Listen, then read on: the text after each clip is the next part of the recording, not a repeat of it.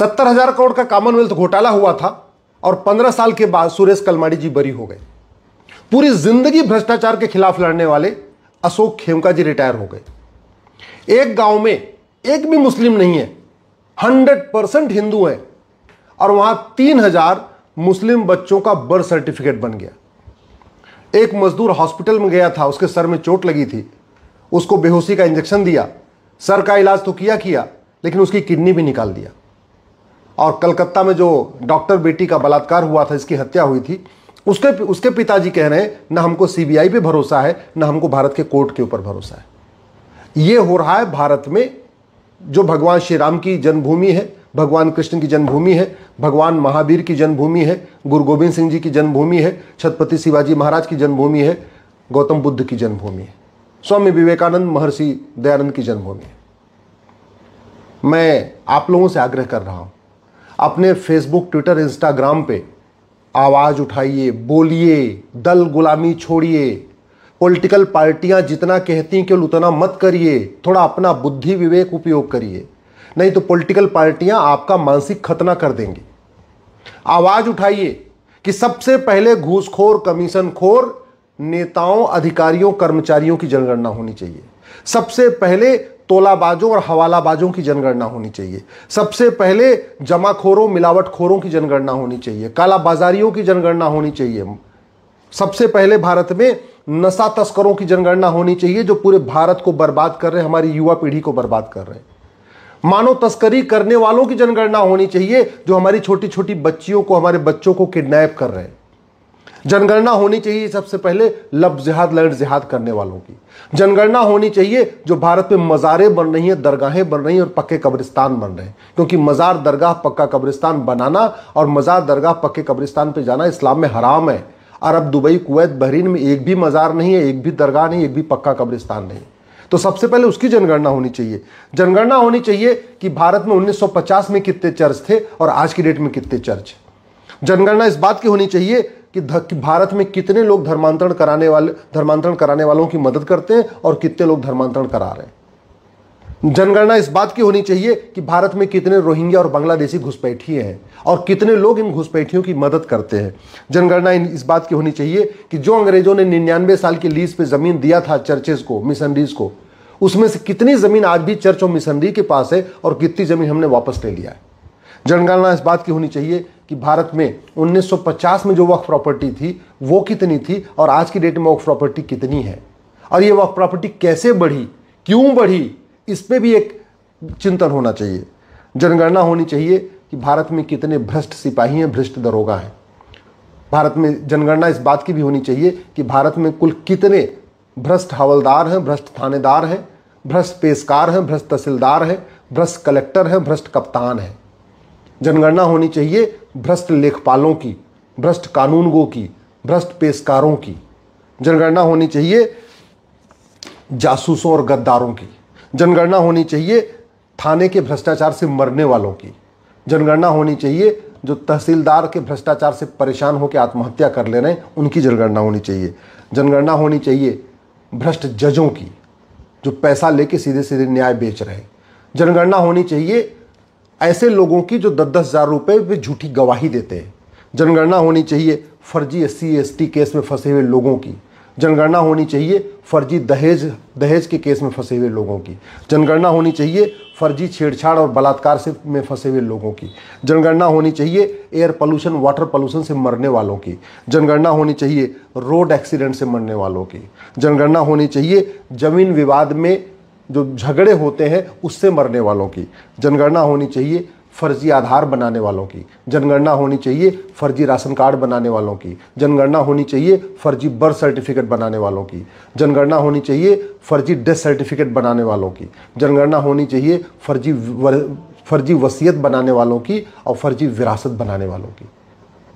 जब तक इनकी जनगणना नहीं होगी तब तक बाकी जनगणना से कोई फायदा नहीं होगा। जनगणना कराना है तो सबसे पहले सड़े हुए कानूनों की जनगणना करनी चाहिए। जो सड़े हुए कानून है इनकी संख्या कितनी है इसकी गणना होनी चाहिए। जनगणना होनी चाहिए जो खुलेआम डिस्ट्रिक्ट कोर्ट और हाई कोर्ट में न्याय बिक रहा है, इसकी जनगणना होनी चाहिए कि कितने लोग न्याय बेच रहे हैं और कितने लोग न्याय खरीद रहे हैं। इसकी जनगणना हम नहीं कर रहे हैं। इलेक्शन रिफॉर्म की बात नहीं हो रही है, पुलिस रिफॉर्म की बात नहीं हो रही है, जुडिशियल रिफॉर्म की बात नहीं हो रही है, एडमिनिस्ट्रेटिव रिफॉर्म की बात नहीं हो रही है, जस्टिस विद इन ईयर लागू करने की बात नहीं हो रही है, मजहब के आधार पर बने नियम कानून खत्म करने की बात नहीं हो रही है, मजहब के आधार पर बने मंत्रालय और आयोग को खत्म करने की बात नहीं हो रही है, मजहब के आधार पर जो लोन दिया जा रहा है, वजीफा दिया जा रहा है, इसको खत्म करने की बात नहीं हो रही है। भारत में मदरसों की संख्या मुगलों के समय 1000 के थी, लगभग 1000 थी। 5 साल में मुगलों ने 1000 मदरसे खुलवाए थे। आज की डेट में संख्या 3 लाख क्रॉस हो गई है। क्यों क्रॉस हुई, कैसे हुई, कौन फंडिंग कर रहा है, इस पे चिंतन नहीं हो रहा है। भारत बर्बादी की तरफ जा रहा है, भारत में जिहाद बढ़ रहा है, भारत में मजहबी उन्माद बढ़ रहा है, उस पर चिंतन नहीं होना है, उस पर चिंतन नहीं हो रहा है। भारत में किस तरीके से अलगाववादी विचार तेजी के साथ फैल रहा है, उस पर चिंतन नहीं हो रहा है। 9 राज्यों में हिंदू खत्म हो गए, वो डेमोग्राफी क्यों, उस पर चिंतन नहीं हो रहा है। 800 जिलों में से 200 जिलों में हिंदू खत्म हो गए, वो क्यों हो रहा है ऐसा, क्यों डेमोग्राफी बदल रही है, इस पर चिंतन नहीं हो रहा है। 6000 तहसीलों में से 1500 तहसीलों में हिंदू खत्म हो गए, इस पर चिंतन नहीं हो रहा है। पूरा का पूरा भारत का बॉर्डर अनसेफ हो चुका है। भारत के बॉर्डर पे कुल 300 तहसीलें हैं, उनमें 300 की 300 तहसीलों की डेमोग्राफी बदल गई है। चाहे वो महाराष्ट्र का बॉर्डर है, चाहे राजस्थान का बॉर्डर है, चाहे गुजरात का बॉर्डर है, या आपका कश्मीर का बॉर्डर है, चाहे उत्तराखंड का बॉर्डर है, चाहे वो बिहार का बॉर्डर है, असम का बॉर्डर है, बंगाल का बॉर्डर, गोवा का बॉर्डर, जो भी बॉर्डर है, उस पूरे बॉर्डर की जो पट्टी है ना, उस पूरी पट्टी की डेमोग्राफी बदल गई है। उस पर चिंतन नहीं हो रहा है। भारत की 50% समस्याओं का मूल कारण जनसंख्या विस्फोट है, उस पर चिंतन नहीं हो रहा है कि कैसे इसको रोका जाए। भारत की जासूसों की जनगणना नहीं हो रही है, गद्दारों की जनगणना नहीं हो रही है, पाखंडियों की जनगणना नहीं हो रही है, देश विरोधी नेताओं की जनगणना नहीं हो रही है, देश विरोधी अभिनेताओं की जनगणना नहीं हो रही है। मेरा मानना है कि भारत की कोई भी समस्या लाइलाज नहीं है, भारत की कोई भी समस्या विश्वव्यापी नहीं है। भारत में जो समस्याएं हैं ये अरब, दुबई, कुवैत में नहीं है।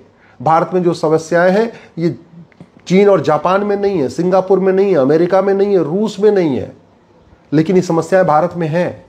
ये तो महापुरुषों का देश है, ये तो ऋषियों महर्षियों का देश है, ये तो ज्ञानियों का देश है, ये तो भगवान ने खुद यहां अवतार लिया है। फिर इतनी समस्या भारत में क्यों है?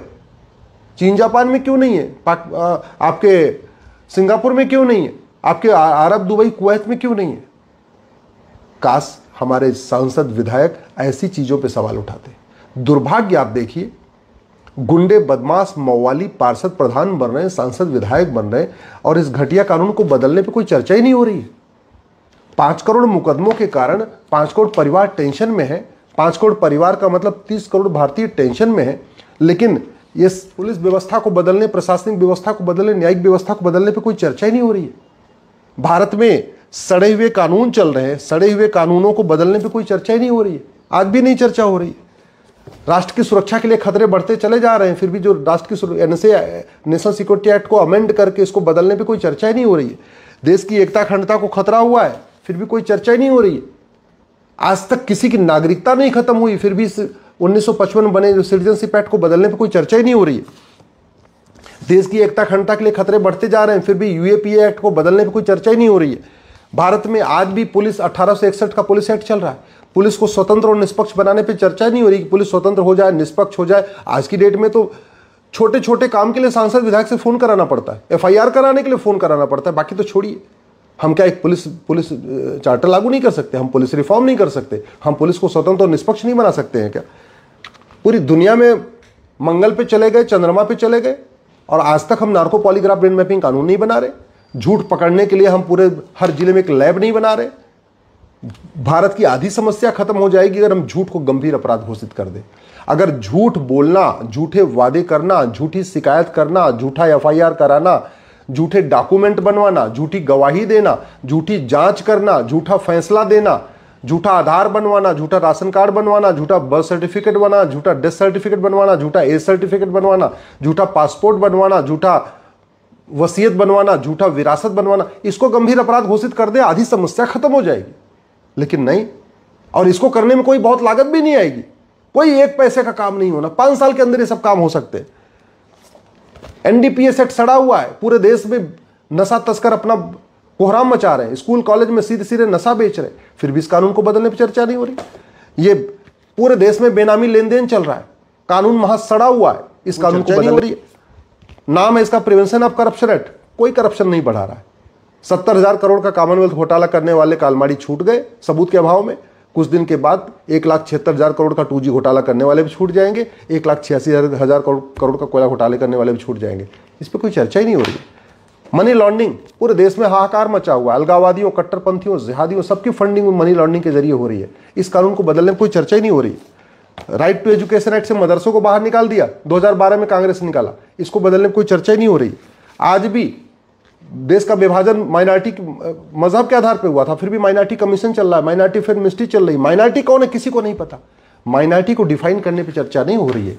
हेट स्पीच को डिफाइन नहीं किया जा रहा, माइनॉरिटी को डिफाइन नहीं किया जा रहा है, धर्म क्या है, रिलीजन क्या है, इसको डिफाइन नहीं किया जा रहा है।